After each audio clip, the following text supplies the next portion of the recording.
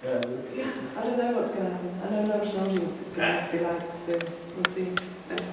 As long as I don't fuck up, everything will be damn good. Nobody will understand what I'm saying, but we have subtitles. So. Hooray! There we go. If you can't keep up, it's your problem, mate. That's how fast I talk. It's not hard. Okay, where's the...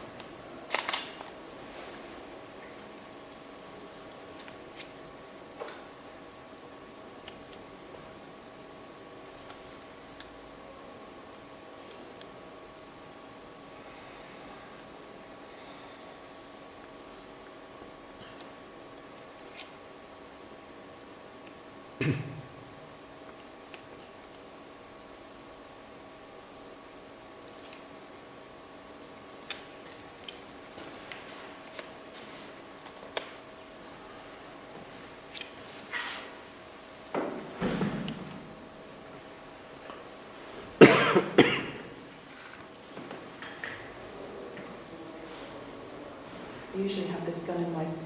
I have a small gun in my jacket pocket normally, but I've borrowed this one, which is huge, so it's in my crack.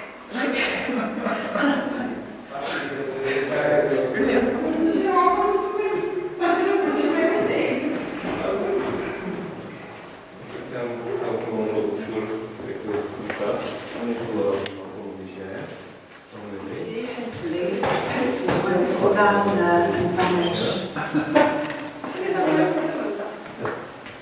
Yeah. Bine ziua. Ok. Dar durează până... Nu, e pauză, după scris.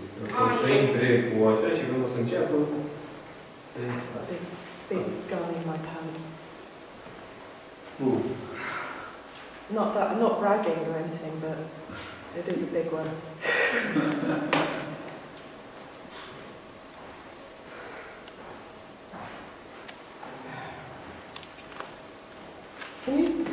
Can you see it?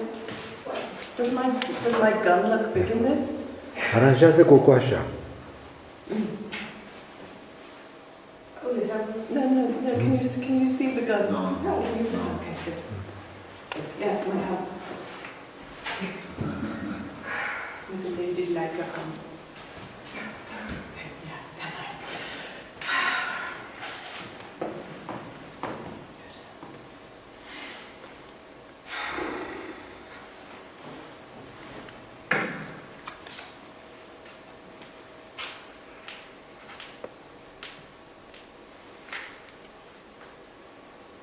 What percentage of the audience do you think will understand the English? I don't know. I've seen many people that don't really know English, but there are so many people that speak English.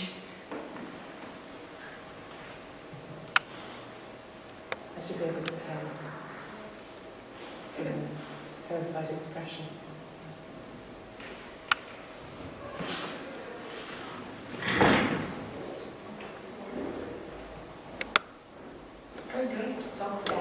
Yeah. Okay, so Libby was telling them a few words about what is it. They will stop here, right? Okay. But they can come through. But not sit, okay. Yeah. So in 1 minute, Yeah. Okay. Let's do that. Okay. Let's see what happens.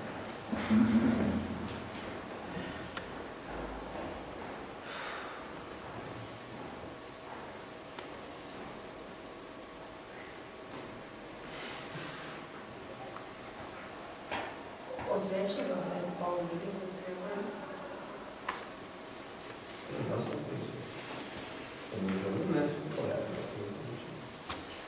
Yeah, and obviously.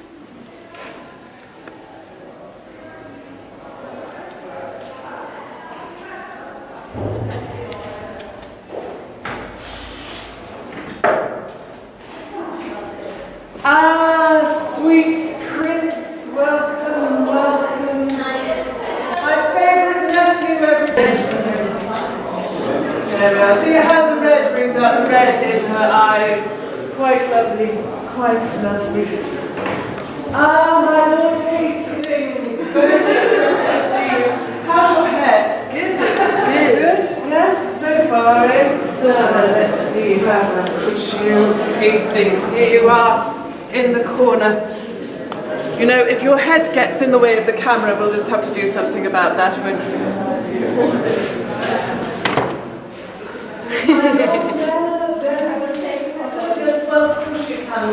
Normally, as other people will be taking photos of you, wouldn't they? Do come with me.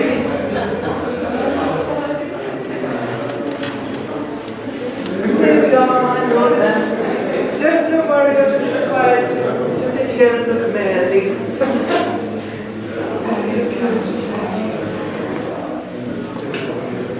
Ah, Your Majesty. So glad to make your own party. How are you feeling this evening? Good, yes. You look a little peaky to me. He looks a little bit green around the gills. What do we think? You might want to take those off and replace them with more appropriate headgear. There we are. Very good, Your Majesty. Take the weight off there, Your Majesty. You look tired, doesn't he? You look tired. He looks very tired. My Lady Grey, glad you could join us. I see you left your crown lying around as well. Do come and take your seats just here. And in case you forget who you are, there we go. I know how it is when you've had a few. Very good. My good cousin Buckingham. Very good to see you. Do come and take your seat over here, Buckingham.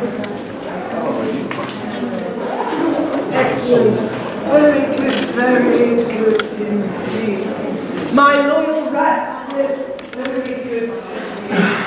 Do come and take your seat just here.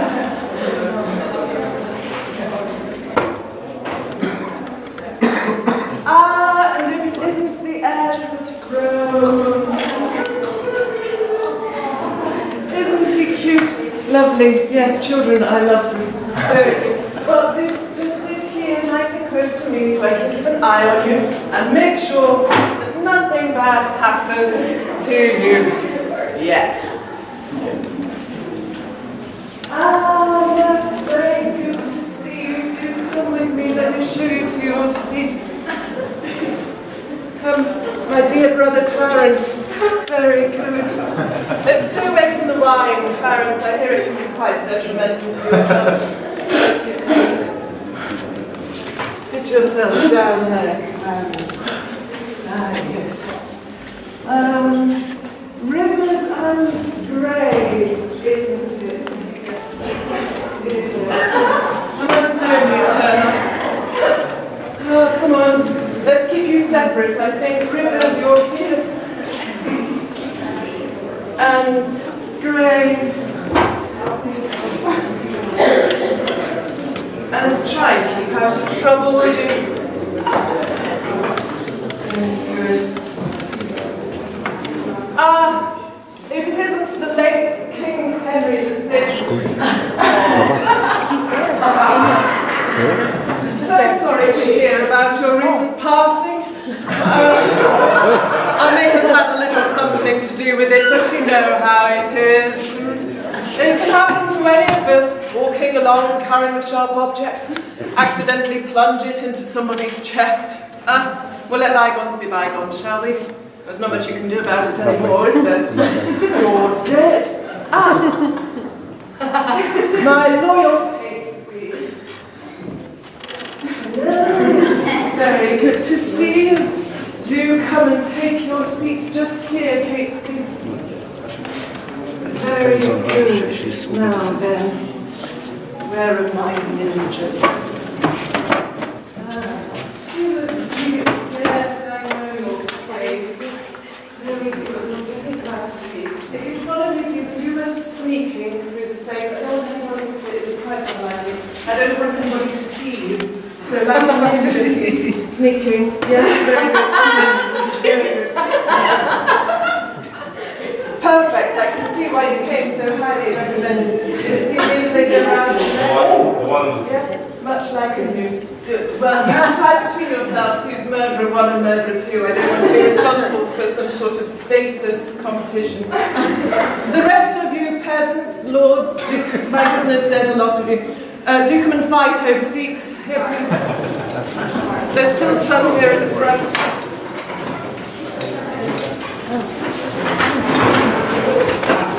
Oh, right there.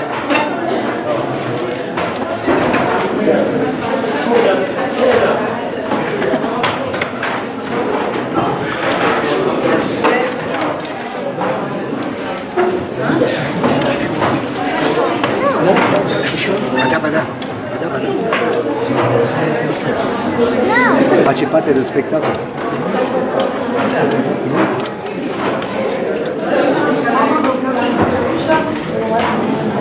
You see, people always underestimate how popular I am.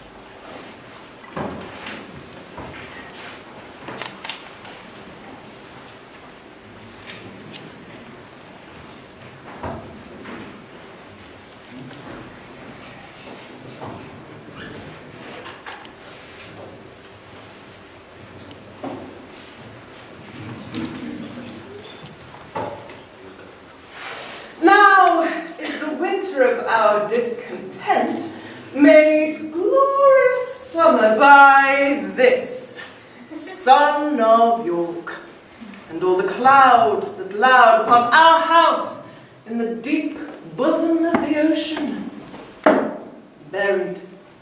Now are our brows bound with victorious wreaths, our bruised arms hung up for monuments, our stern alarums changed to merry meetings, our dreadful marches to delightful measures. Grim-visaged war hath smoothed his wrinkled front, and now, instead of mounting barbed steeds to fright the souls of fearful adversaries, he capers nimbly in a lady's chamber to the lascivious pleasing of a lute. But I, that am not shaped for sportive tricks, nor made to court an amorous looking-glass, I, that am rudely stamped, and once love's majesty to strut before a wanton ambling nymph, I, that am curtailed of this fair proportion, cheated of feature by dissembling nature, deformed, unfinished, sent before my time into this breathing world scarce half made up, and that so lamely and unfashionable that dogs bark at me as I halt by them. Why, I, in this weak, piping time of peace, have no delight to pass away the time, unless to spy my shadow in the sun, and descant on mine own deformity. Yay! And therefore, since I cannot prove a lover to entertain these fair, well-spoken days, I am determined to prove a villain and hate the idle pleasures of these days. Plots have I laid, inductions dangerous, by drunken prophecies, Yes. libels and dreams, to set my brother Clarence and the king in deadly hate, the one against the other. And if King Edward be as true and just as I am subtle, false and treacherous, this day should Clarence closely be mewed up about a prophecy which says that G of Edward's heirs, the murderer shall be. Ooh. Dire thoughts down to my soul. Here Clarence comes. Brother, good day. His Majesty, tendering your person's safety, hath appointed this conduct to convey you to the Tower? Because your name is George.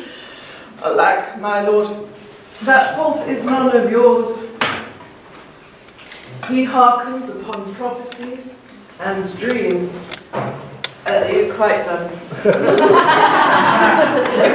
And from the crossroad plucks the letter G and says, a wizard told him that by G his issue disinherited shall be. Why, this it is when men are ruled by women. 'Tis not the king that sends you to the Tower, my Lady Grey, his wife. 'Tis she, Clarence, that tempers him to this extremity. Was it not she and that good man of worship, Anthony Woodville, her brother, there, that made him send Lord Hastings to the Tower, from whence this present day he is delivered? We are not safe, Clarence. We are not safe. I tell you what, I think it is our way, if we will keep in favour with the king, to be her men, and wear her livery. You may partake of anything we say. We speak no treason, man. We say the king is wise and virtuous, his noble queen well struck in years, fair and not jealous, and that the queen's kindred are made gentle folk. How say you, sir? Can you deny all this? We are the queen's abjects and must obey. Brother, farewell. I will unto the king, and whatsoever you will employ me in, I will perform it to enfranchise you. Meantime, this deep disgrace in brotherhood touches me deeper than you can imagine.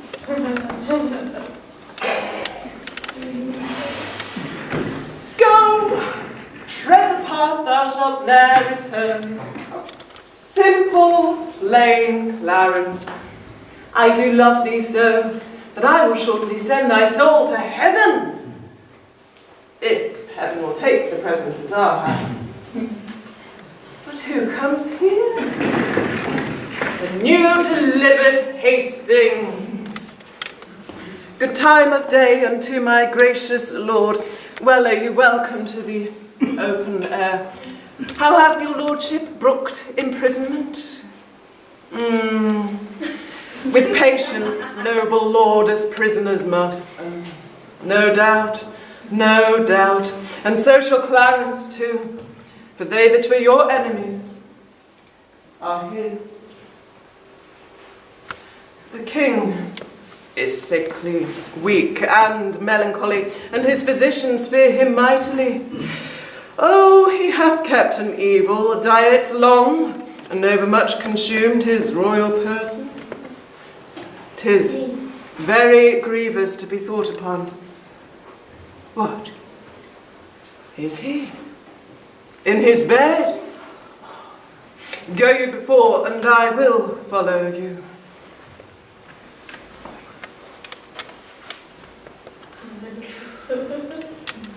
He cannot live. I hope, and must not die till George be packed with post-horse up to heaven.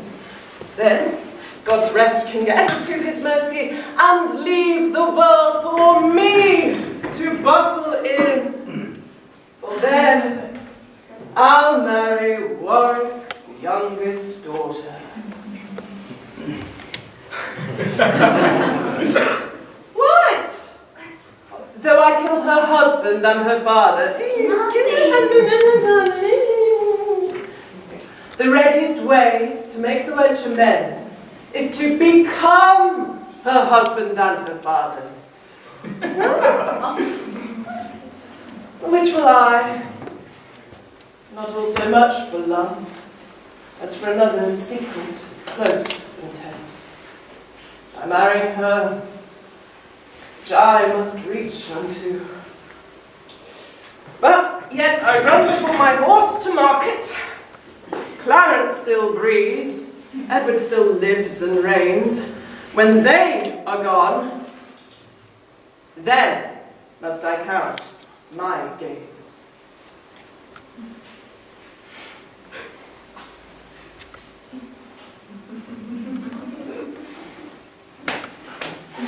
Vouchsafe, divine perfection of a woman, of these supposed evils to give me leave, by circumstance but to acquit myself. Say that I slew them not. I did not kill your husband. Nay, he is dead, and slain by Edward's hand. Didst I not kill this king? I grant you, the fitter for the king of heaven that hath him. Let him thank me that holp to send him thither, for he was fitter for that place than earth. And I, unfit for any place but hell. Yes, one place else, if you will hear me name it. Your bedchamber.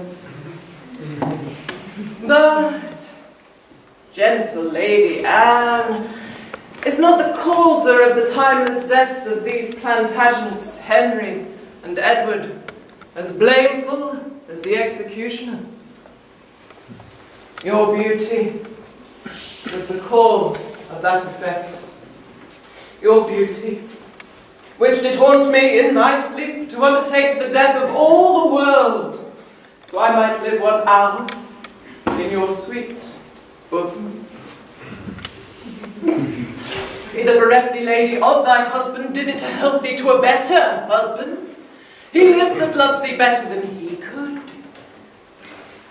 Here.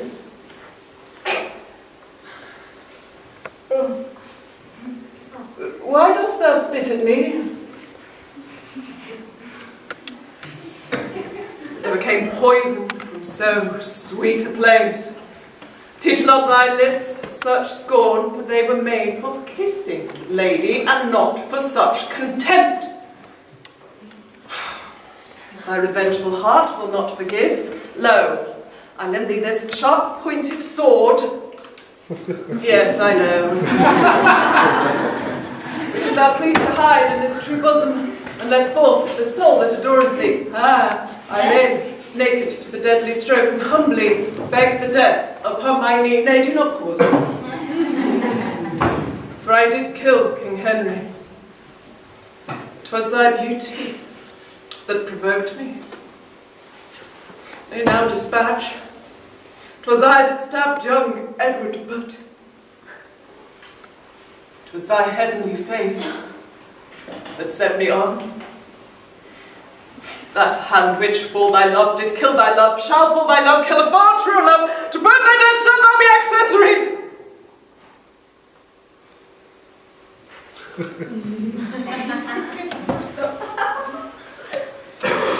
But shall I live in hope? Vouchsafe to wear This ring, it is a ring, budget cuts.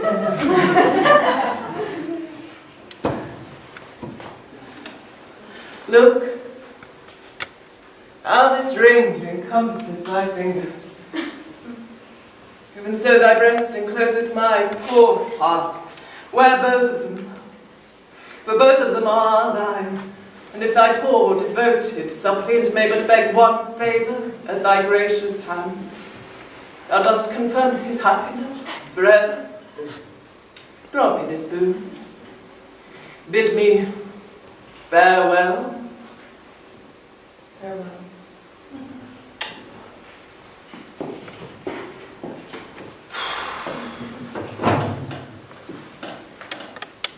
Was ever woman in this humour wooed? Was ever woman in this humour won? I'll have her, but I will not keep her long. What? I that killed her husband and his father to take her in her heart's extremest hate, with curses in her mouth, tears in her eyes, and I, nothing to back my suit at all, but the plain devil and dissembling looks, and yet to win her. All the world to nothing. My dukedom to a beggarly denier, I do mistake my person all this while. Upon my life she finds, although I cannot, myself to be a marvellous proper man. Shine out, fair sun, till I've bought a glass, that I may see my shadow as I pass. Duck face, lady, and duck face. Oh, not bad, not bad. Of me, anyway. You could try smiling. So much prettier when you smile.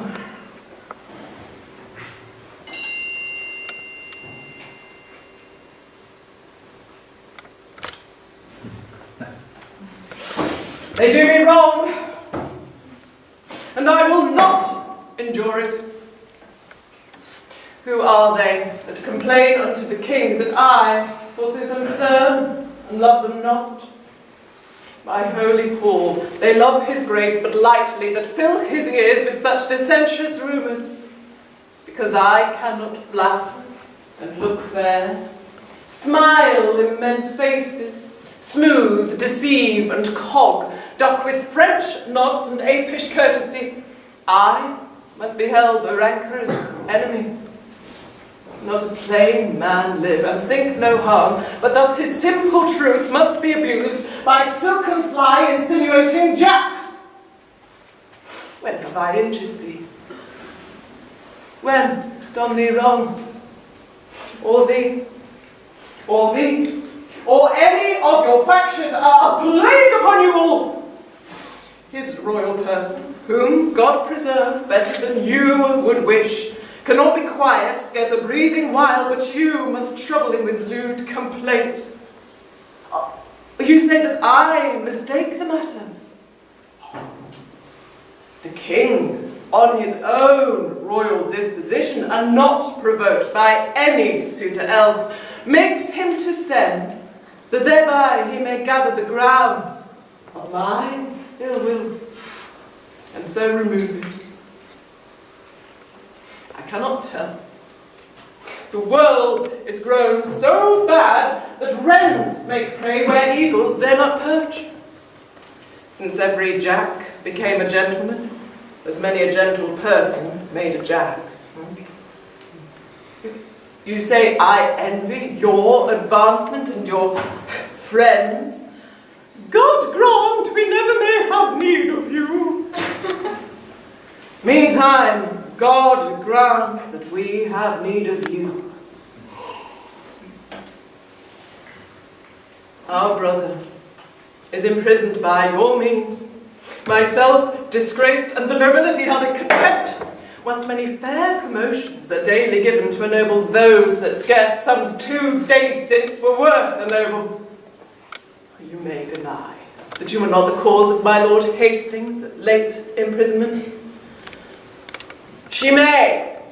Lord Rivers, why? Who knows not so?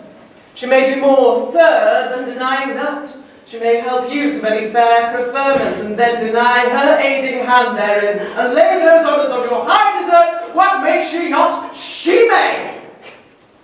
Aye, marry may she. What marry may she? Marry with a king, a bachelor, and a handsome stripling too. I wish your grandam had a worse match. Ere you were queen, yea, for your husband king, I was a pack horse in his great affairs, a weeder out of his proud adversaries, a liberal rewarder of his friends. To royalize his blood, I spilt mine own. Let me put in your mind, if you forget what you have been ere now, and what you are, with all what I have been, and what I am. Poor Clarence forswore himself, which, Jesu pardon, to fight on Edward's party for the crown, and for his meed. Poor Lord, he is mewed up. I would to God my heart were flint, like Edward's, or Edward's soft and pitiful, like mine. I am too childish, foolish for this world. We followed then our Lord, our lawful King. So should you, me, if I should be our King. If I should be, I had rather be a peddler, far be it from my heart, the thought of it. Marry. As for Clarence, he is well repaid. He is franked up to fatting for his pains. God pardon them that are the cause of it.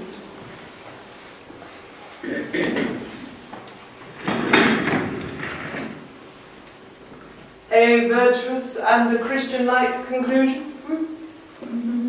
To pray for them that have done scathe to us. Don't you think? So do I ever, being well advised, for, had I cursed now, I'd cursed myself. I do the wrongs, and first begin to brawl. The secret mischiefs that I set abroach, I lay unto the grievous charge of others. Clarence, whom I indeed have laid in darkness, I do weep to many simple goals, namely to Hastings, Derby, Buckingham, and say it is the Queen and her allies that stir the King against the Duke, my brother. Now, they believe it, and withal want me to be revenged on rivers born grey. But then I sigh, and with a piece of scripture tell them that God bids us do good for evil. And thus I clothe my naked villainy with old odd ends stolen out of Holy Writ, and seem a saint. Where most I play the devil. But soft, here come my executioners. How now, my hardy, stout, resolved mates? Are you not going to dispatch this deed?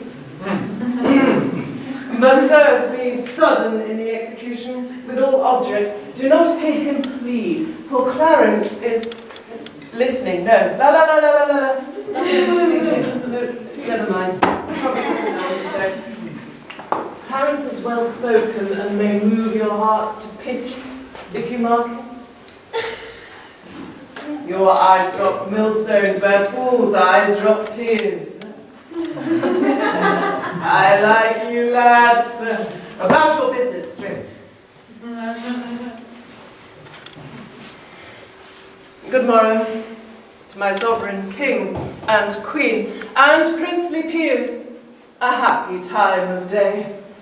My most sovereign liege, amongst this princely heap, if any here by false intelligence, or wrong surmise, hold me affirmed.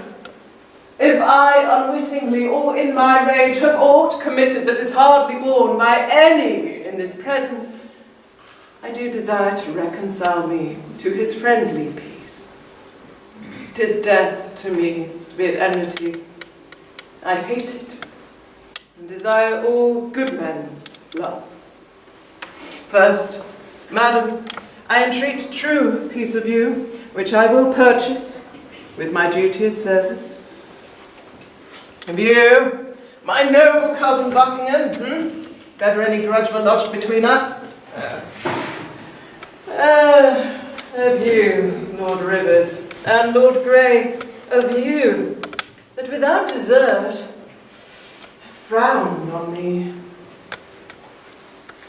Dukes, earls, lords, gentlemen indeed of all, I do not know that Englishman alive with whom my soul is any jot at odds, more than the infant that is born tonight. I thank my God for my humility.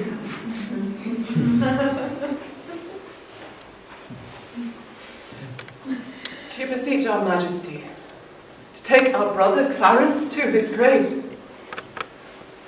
Why, madam, have I offered love for this? To be so flouted in this royal presence? Why, who knows not the noble Duke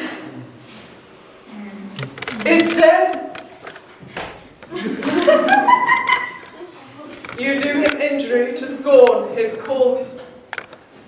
He, poor soul, by your first order died, and that a winged Mercury did bear. Some tardy cripple bore the countermand, but came too lag to see him buried. God grant that some less noble and less loyal, nearer in bloody thoughts, but not in blood, deserve not worse than wretched Clarence did, and yet go current from suspicion. Oh, poor Clarence!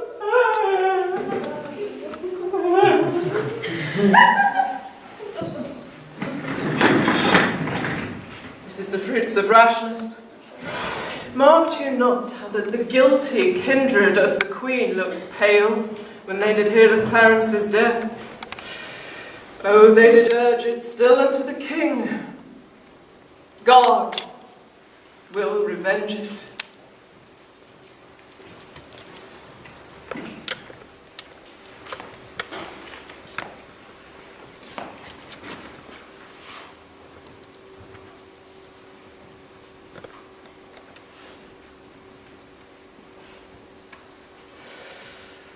But alas,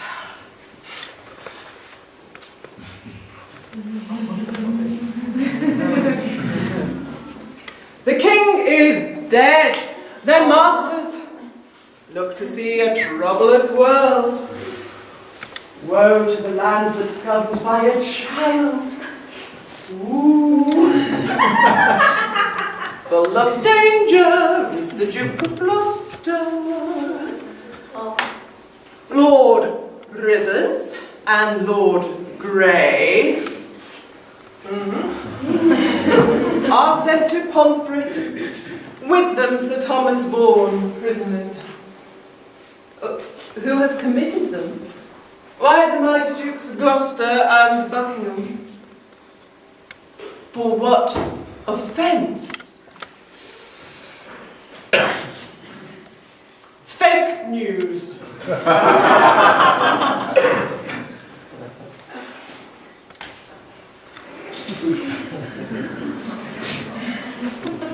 That's better, isn't it?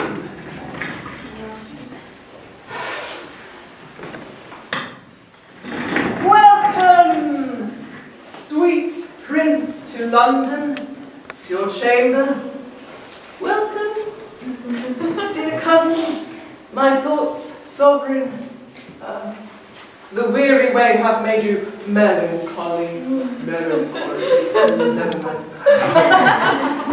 Sweet prince, the untainted virtue of your years hath not yet dived into the world's deceit, nor more can you distinguish of a man than of his outward show, which God he knows, seldom or never jumpeth with the heart. Those uncles which you want were dangerous. Your grace attended to their sugared words, but looked not on the poison of their hearts. God keep you from them, and from such false friends.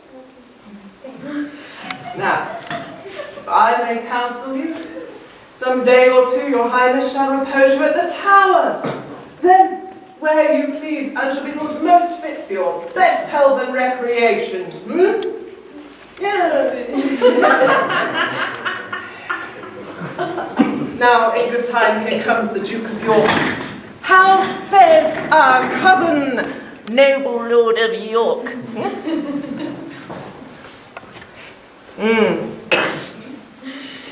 My lord, will it please you move along? Myself and my good cousin Buckingham will to your mother, to entreat of her to meet you at the tower and welcome you.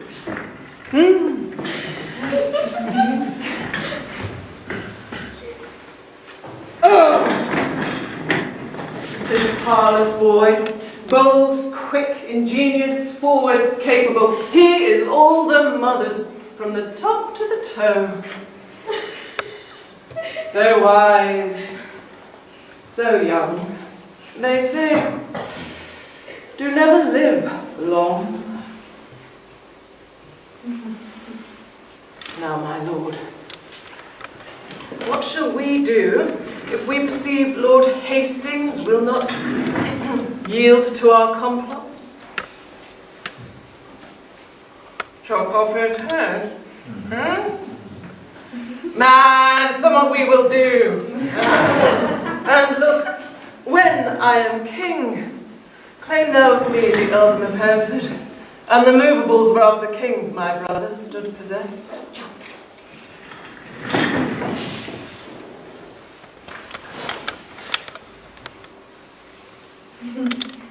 My noble lords and cousins, all good morrow. I have been long a sleeper, but I hope my absence doth neglect no great designs, which by my presence might have been concluded. Cousin of Buckingham, a word with you. Catesby hath sounded Hastings in our business, and finds the testy gentleman so hot that he will lose his head. I give consent.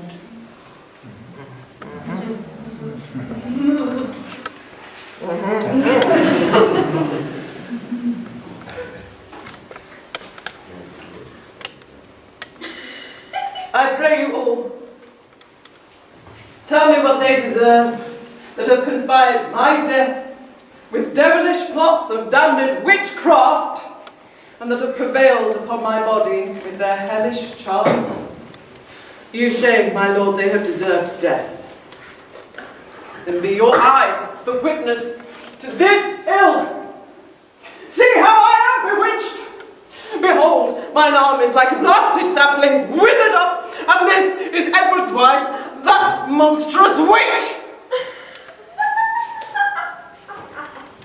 If she has done this thing, you say, talks thou to me of ifs?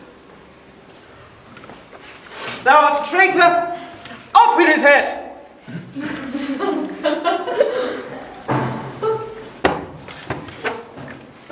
My Lord Mayor, here is the head of that ignoble traitor, the dangerous and unsuspected Hastings.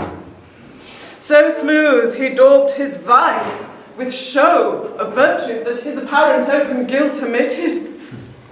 Well, well, he was the covertest, shouted traitor that ever lived.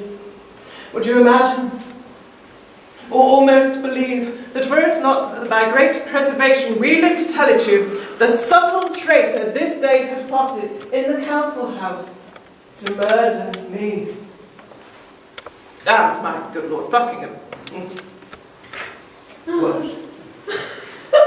Think you that we would, against the form of law, proceed thus rashly to the villain's death?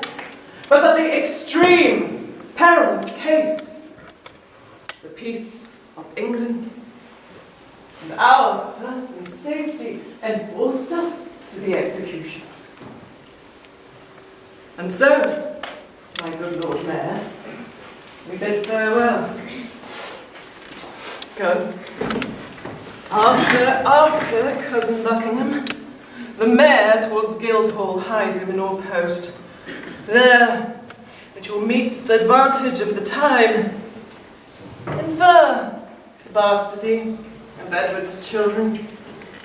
Moreover, urge his hateful luxury and bestial appetite in change of lust, which stretch to their servants, daughters, wives. Now will I in take some privy order to draw the brats of Clarence out of sight, and give notice that no manner of person have at any time recourse unto the princes.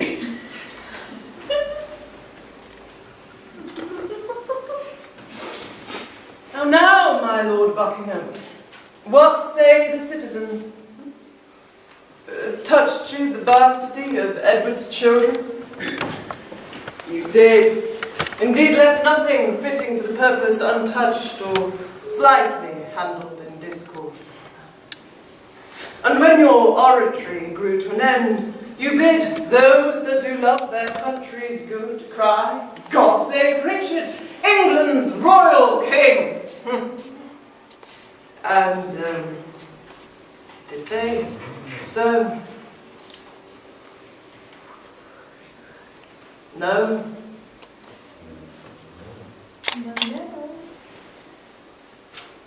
What tongueless blocks were there?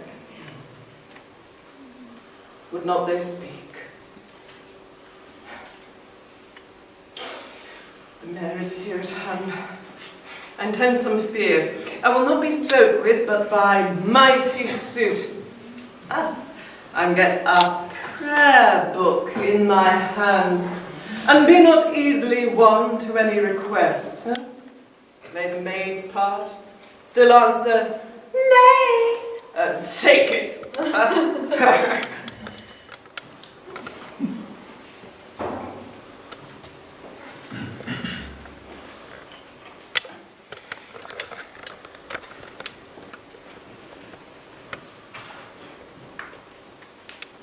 Alas, why would you heap these cares on me? I am unfit for state and majesty. I do beseech you, take it not amiss, I cannot, nor I will not yield to you. But, God be praised, there is no need of me. The royal tree hath brought forth royal fruit, which, mellowed by the stealing hours of time, will well become the seat of majesty, and make us, no doubt, happy by his reign.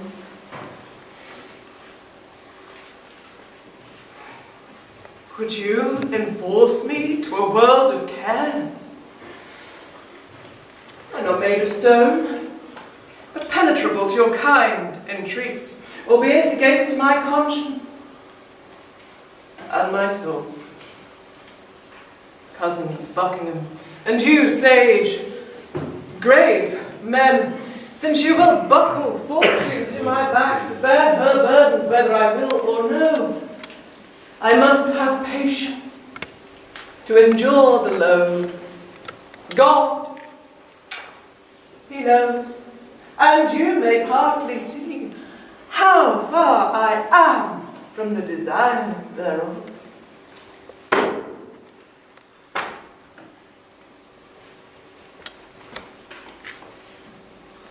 Long live Richard, England's royal king! Long live Richard, England's royal king! Would you like to try that again? Long live Richard, England's royal king! Tomorrow shall it please me to be crowned? Come, madam, we must straight to Westminster, there to be crowned Richard's royal queen. Come, madam, come.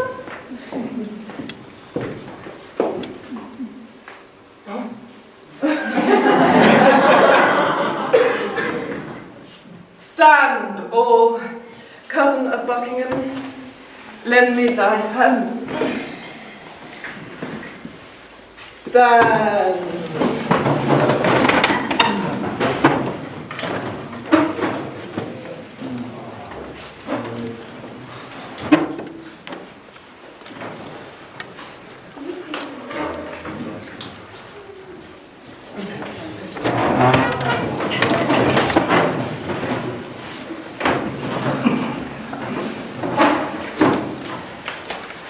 Thus high, by thy advice and thy assistance, is King Richard seated.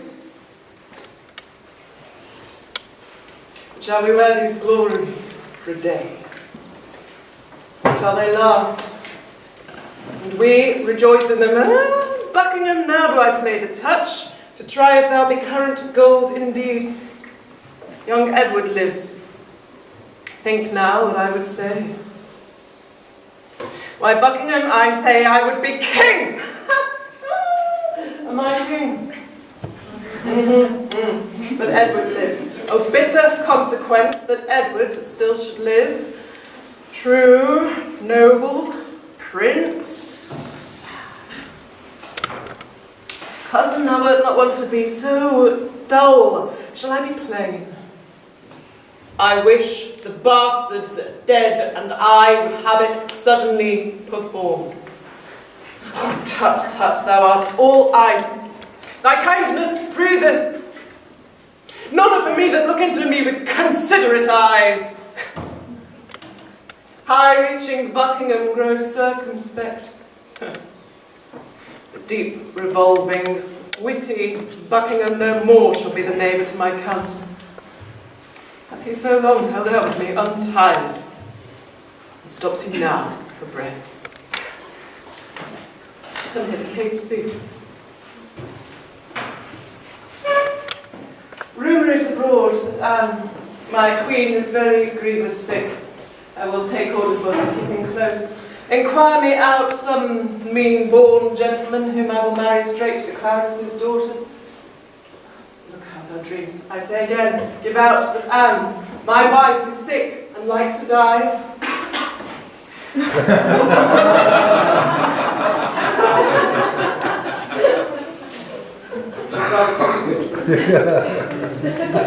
For it stands me much upon to stop all hopes whose growth may damage me. I must be married to my brother's daughter, or else my kingdom stands on brittle glass. Murder her brothers and then marry her. Uncertain way of gain. Time in so far in blood that sin will look on sin. Tear falling pity was not in this eye. You. Me. What is your name? My name is Anita. Anita. Dost thou resolve to kill a friend of mine?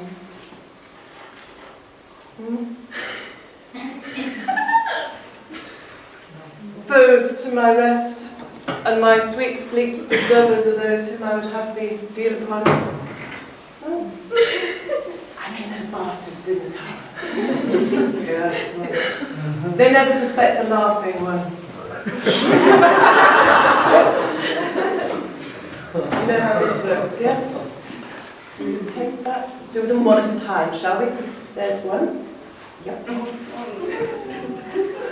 Excellent, excellent. And the little cute one. Are there any children that were able to fight? Yes.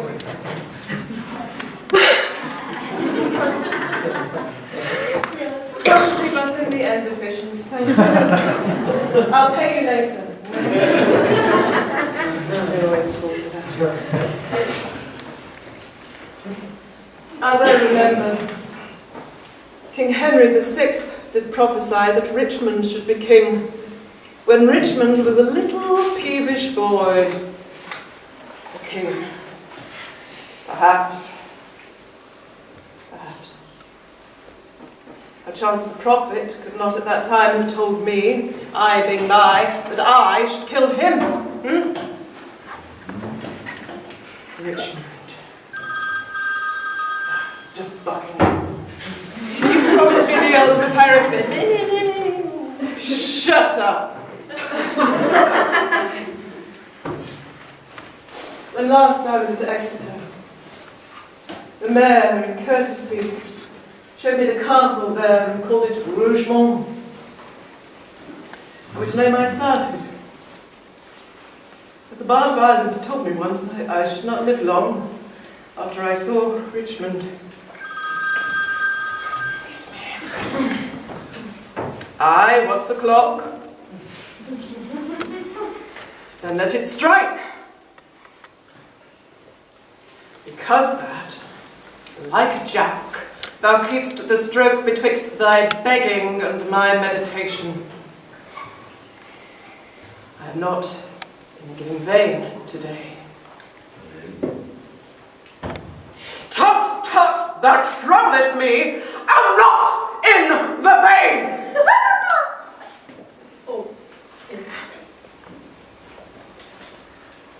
The son of Clarence have I pent up close. His daughter, meanly, have I matched in marriage. The sons of Edward sleep in Abraham's bosom, and Anne, my wife, hath kissed the world good night.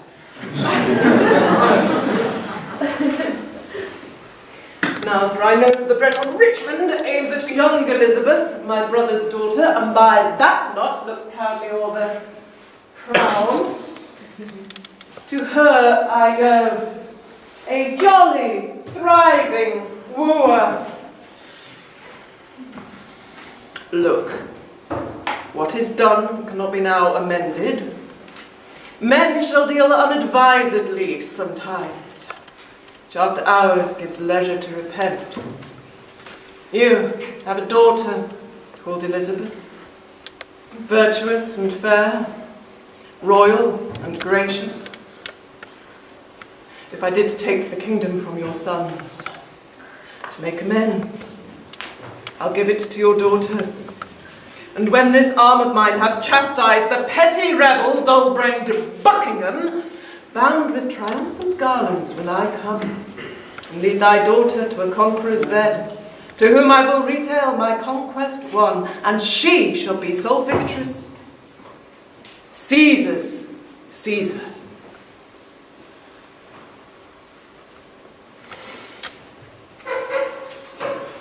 Ely is fled to Richmond, and Buckingham, back to the hardy Welshman, is in the field, and still his power increasing. Ely with Richmond troubles me more near than Buckingham and his rash levied army. How now, Lord Stanley? What's the news with you? Richmond is on the seas. Now let him sink, and be the seas on him. White-livered renegade, what doth he there? Stirred up by Dorset, Buckingham, and Ely, he makes for England, there to claim the throne.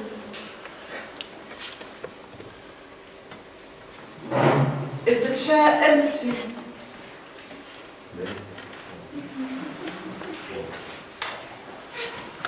Is the sword unswayed? Is the king dead? The empire unpossessed? What heir of York is there alive but we? And who is England's king but great York's heir? Then tell me, what doth be upon the sea? Thou canst not guess wherefore the Welshman comes. Thou wilt revolt and fly to him, I fear. Aye, thou wilt be gone and join with Richmond. I will not trust you, sir. Well, go. Muster men, but here you leave behind your son, George Stanley. Look, your faith be firm, or his head's assurance is but real. My gracious sovereign, now in Devonshire, Sir Edward Courtenay and his brother there with many more confederates are in arms. My liege, in Kent, the Guildfords are in arms, and every hour their power increaseth. My liege, the army of the Duke of Buckingham, out on you owls, nothing but songs of death. The news I have to tell your majesty is, that by sudden floods and fall of waters, Buckingham's army is dispersed and scattered, and he himself wandered away alone, no man knows whither. No, I cry you mercy. My liege, the Duke of Buckingham is taken. That is the best news. But the Earl of Richmond is, but the mighty power landed at Milford. His colder tidings. Yet I must be told, away towards Salisbury. While we reason here, a royal battle might be won and lost.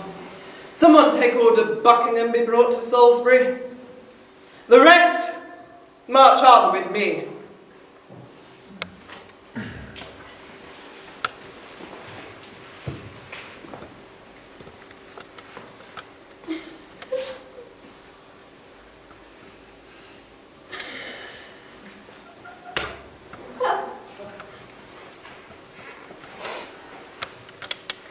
Up with my tent.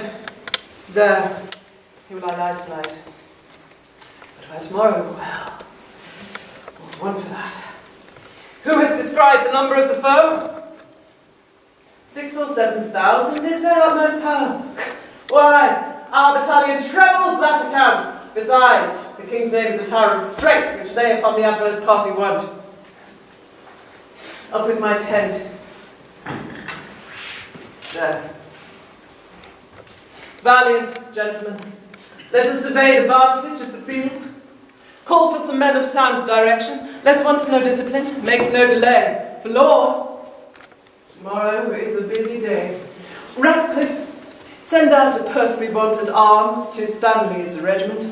Bid him bring his power before sun rising, lest his son George fall into the blind cave of eternal night. Fill me a bowl of wine.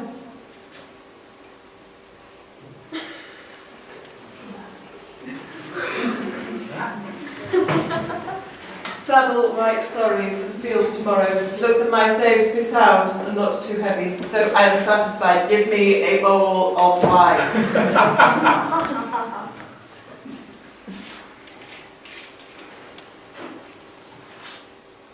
I have not that alacrity of spirit, nor cheer of mind that I was wont to have set it down. Leave me.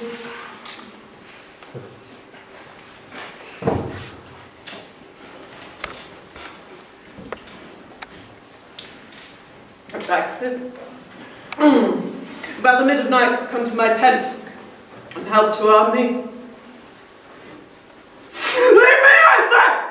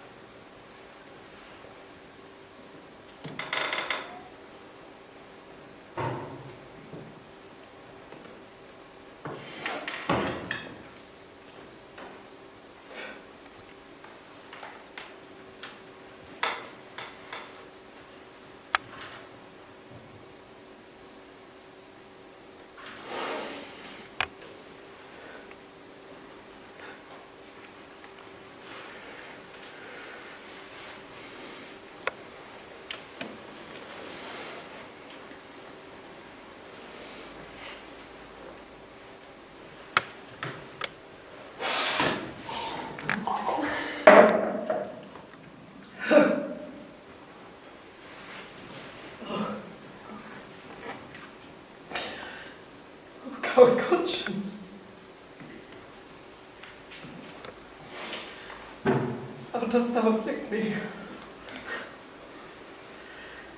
Cold, fearful drops stand on my trembling flesh.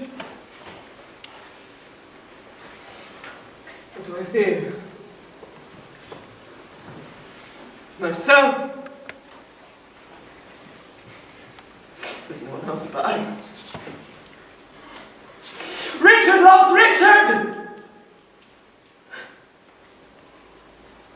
That is, I am I.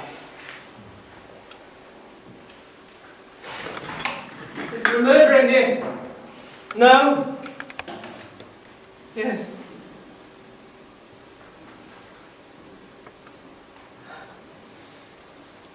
I am.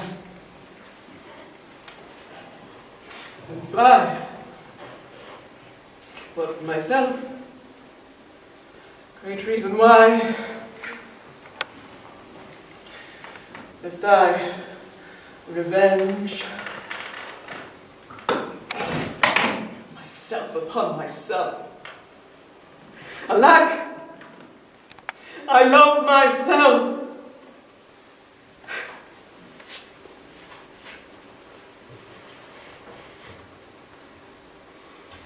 Wherefore, for any good that I myself have done unto myself. Oh no. Alas, I rather hate myself for hateful deeds committed by myself. I am a villain. Yet I lie. I am not a fool of myself. Speak well. Fool. Do not flatter my conscience at 1,000 several tongues. And every tongue brings in a several tale. And every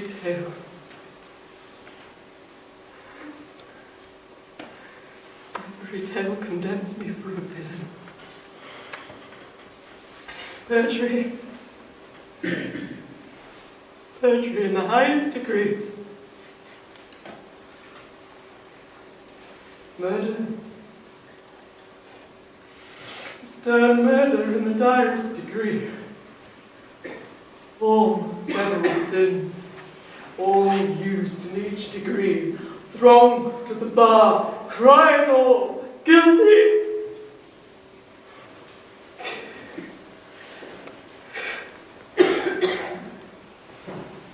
Guilty.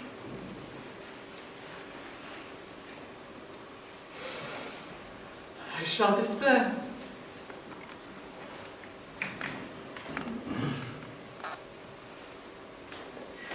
No creature loves me, and if I die, no soul shall pity me.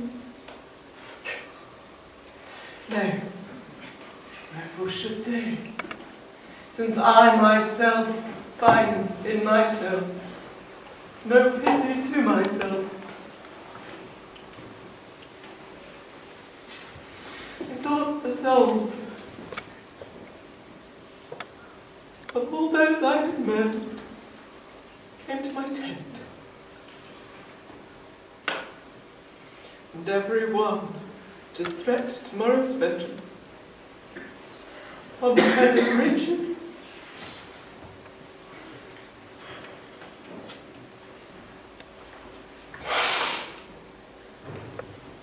Who's there? Oh, Ratcliffe. I dreamed a fearful dream. What thinkst thou? Will our friends prove all true?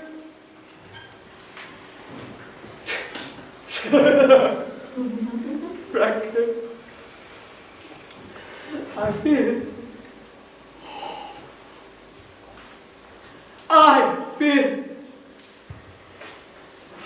By the Apostle Paul, shadows tonight have struck more terror to the soul of Richard than can the substance of 10,000 soldiers armed in proof and led by shallow Richmond.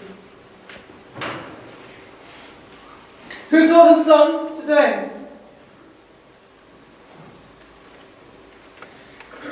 Then he disdains to shine. But by the book, he should have braved the east an hour ago. A black day will it be to somebody. The sun will not be seen today. Sky doth frown and lower upon our army. Not shine today. Why? What is that to me more than to Richmond? For the self-same heaven that frowns on me looks sadly upon him. Come, bustle, bustle, prepare for my horse. Call up, Lord Stanley, bid him bring his power. I will lead forth my soldiers to the plain, and thus my battle shall be ordered.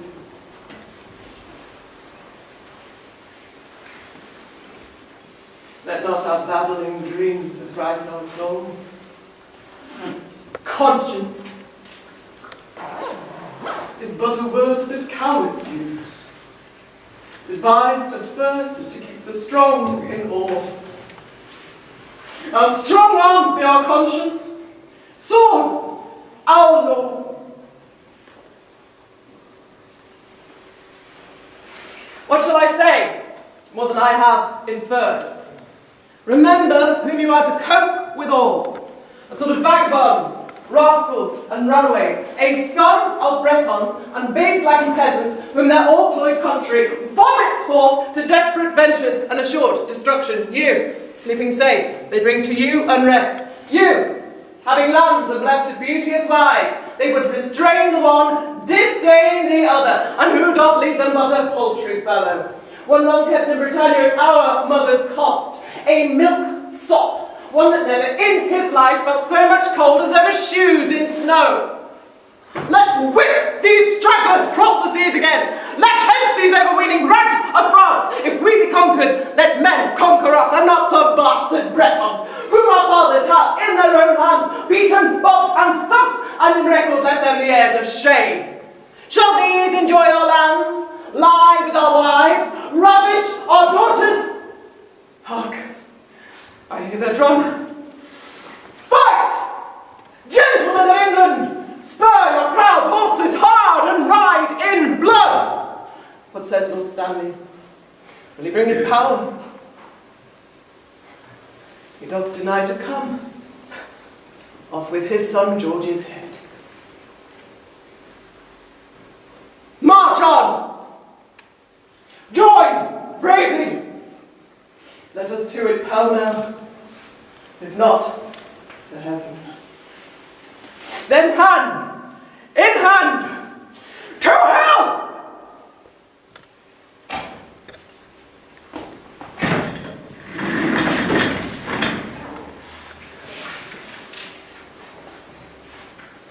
A horse?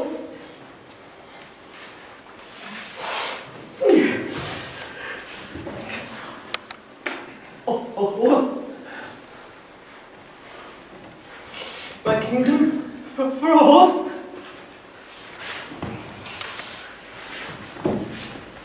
I have set my life upon a cast. I will stand the hazard of the die. Methinks there be 6 Richmonds in the field. 5 have I slain today instead of him. A horse?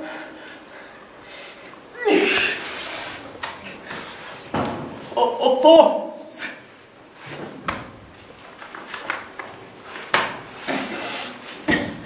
My kingdom for a horse?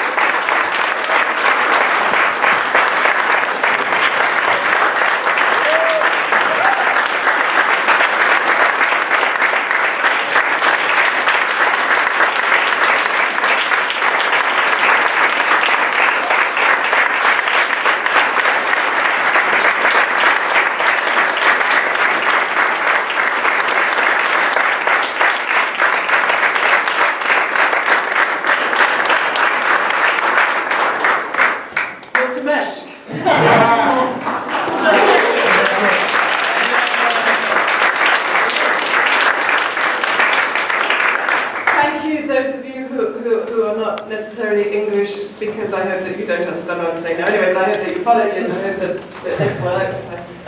Thank you all so much for coming and for being such a wonderful audience. If you're a named character, please may I have your name tags back. Maybe just put them on the chair. And if you're dead, you can keep your dead stickers as a special souvenir gift.